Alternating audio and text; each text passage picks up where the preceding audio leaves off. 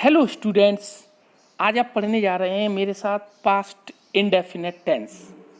जैसा कि स्टूडेंट्स आपने प्रेजेंट इंडेफिनेट पहले ही पढ़ लिया है, उसी क्रम में आज आप पढ़ने जा रहे हैं पास्ट इंडेफिनेट। तो सबसे पहले स्टूडेंट्स हमें यहाँ इसकी पहचान देख लेते हैं।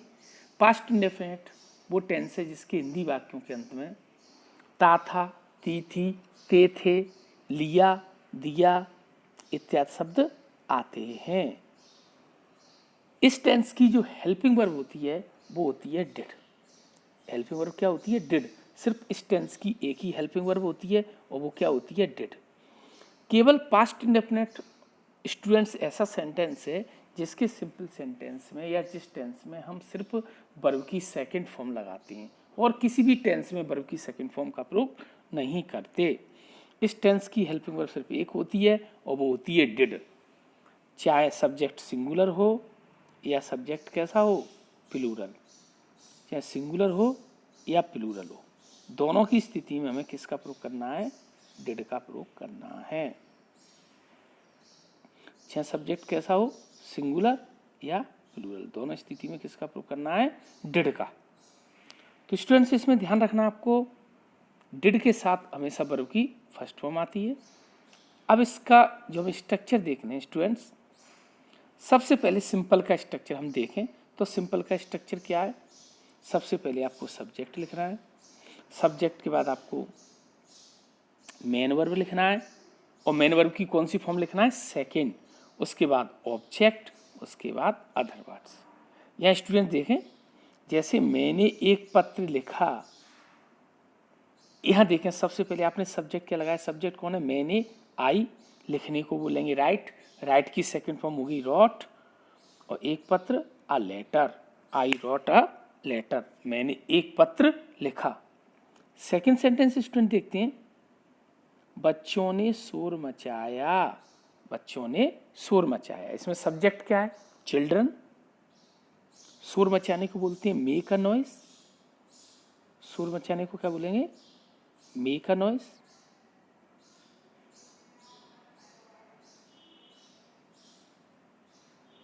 और मेक की सेकंड जो फॉर्म होगी वो क्या होगी? मेड। तो चिल्ड्रन मेड अ नॉइस। तो ये सेंटेंस पास्ट इंडेफिनिट के सिंपल के थे। इसके बाद स्टूडेंट्स हम आते हैं नेगेटिव की तरफ। नेगेटिव में क्या है?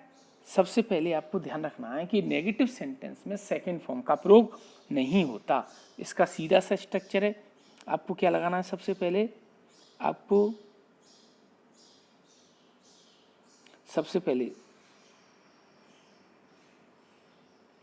सब्जेक्ट,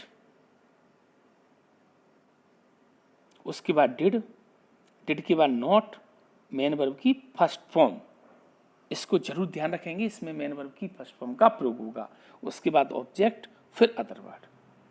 देखिए स्टूडेंट, इसके सामने आपके सामने सेंटेंस है, उसने मेरी पुस्तक वापस नहीं की। सब्जेक्ट क्या हो गया? ही। डिड नॉट, वापस करने को रिटर्न, और मेरी किताब को माई बुक। हमने हॉकी कभी नहीं खेली। यह स्टूडेंट ध्यान रखेंगे, इसमें कभी नहीं शब्द आ गया है। कभी नहीं आ गया तो उसको आप सिंपल की तरह बनाएंगे और उसमें सेकंड फॉर्म का प्रयोग ही करेंगे। कभी नहीं को क्या बोलेंगे? नेवर। तो वी नेवर प्लेड हॉकी। यहाँ नेवर के साथ वर्ब की कौन सी फॉर्म का प्रयोग करना है? Second. We never played hockey. Next sentence है, मेरे पिताजी तुम्हें नहीं जानते थे। तो my father did not, subject क्या हो गया? My father. Did not know you, मेरे पिताजी तुम्हें नहीं जानते थे।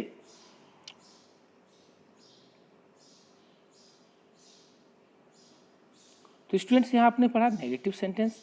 अब आते हैं आप इंट्रोगेटिव की तरफ। इंट्रोगेटिव में दो तरीके के होते हैं, एक तो यस नो वाले। यस नो वाले क्या होते हैं?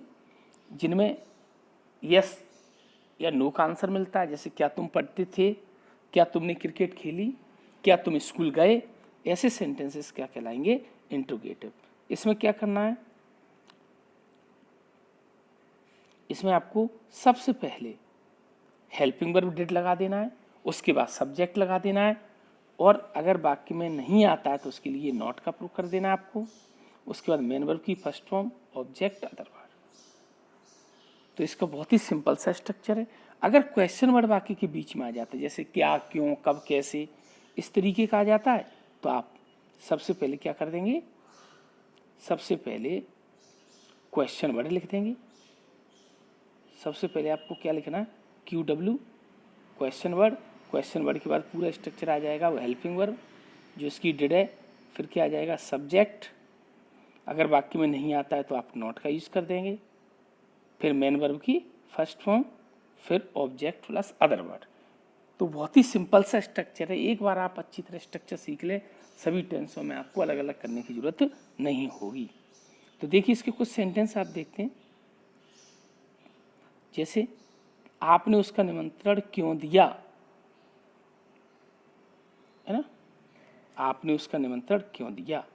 और एक ऊपर सेंटेंस जो दिया है, क्या आपने उसका निमंत्रण दिया, क्या आपने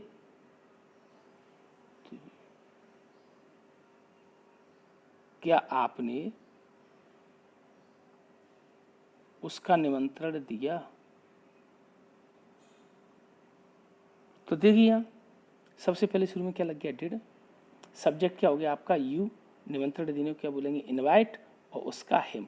तो क्या आपने उसका निमंत्रण दिया, डिड यू इनवाइट हिम। अब आपने उसका निमंत्रण क्यों दिया, इसको थोड़ा सा देखें स्टूडेंट्स। आपने उसका निमंत्रण क्यों दिया, तो सबसे पहले आपने क्यों की इंग्लिश लगाई है, QW है, तो सबसे पहले कोई भी टेंस आ जाए उसमें QW लगेगा। तो क्यों की क्या हो गई, वाई। उसके बाद सब्जेक्ट आगे, हेल्पिंग वर्ब आगे डिड, यू। उसके बाद मेन वर्ब इनवाइट हिम। अगर ऐसे होता आपने उसका निमंत्रण क्यों नहीं दिया, आपने उसका निमंत्रण क्यों नहीं दिया, तो यहाँ जो नॉट है वो कहाँ लग जाएगी स्टूडेंट, सब्जेक्ट के बाद। Why did you not invite him? Why did you not invite him? तो स्टूडेंट्स में आपने देखा कि सिंपल सेंटेंसेस में आपको वर्ब की सेकंड फॉर्म लगाना है, नेगेटिव इंटरोगेटिव में डिड लगाना है, और डिड के साथ वर्ब की हमेशा फर्स्ट फॉर्म का प्रयोग होता है। कई बार एग्जाम में पूछ लेते हैं चेंज इनटू सिंपल पास्ट। अगर चेंज इनटू सिंपल पास्ट पूछ लिया जाए स्टूडेंट्स, तो आपको सिर्फ वहाँ जो वर्ब की फर्स्ट फॉर्म दी गई होगी या ING वगैरह कुछ भी दिया गया होगा, उसमें आपको सब्जेक्ट के बाद वर्ब की सेकंड फॉर्म लगा के वाक्य को बना देना है। कई बार एग्जाम में आ जाता है चेंज इनटू सिंपल सेंटेंसेस। इसके लिए स्टूडेंट्स में अलग से वीडियो लेके आऊँगा जिसमें आपको एक टेंस से दूसरे टेंस में चेंज करना भी सिखाऊंगा। तो छात्रों, अगर आपको ये वीडियो पसंद आता है तो इसको सब्सक्राइब करें और लाइक करना ना भूलें। जय हिंद।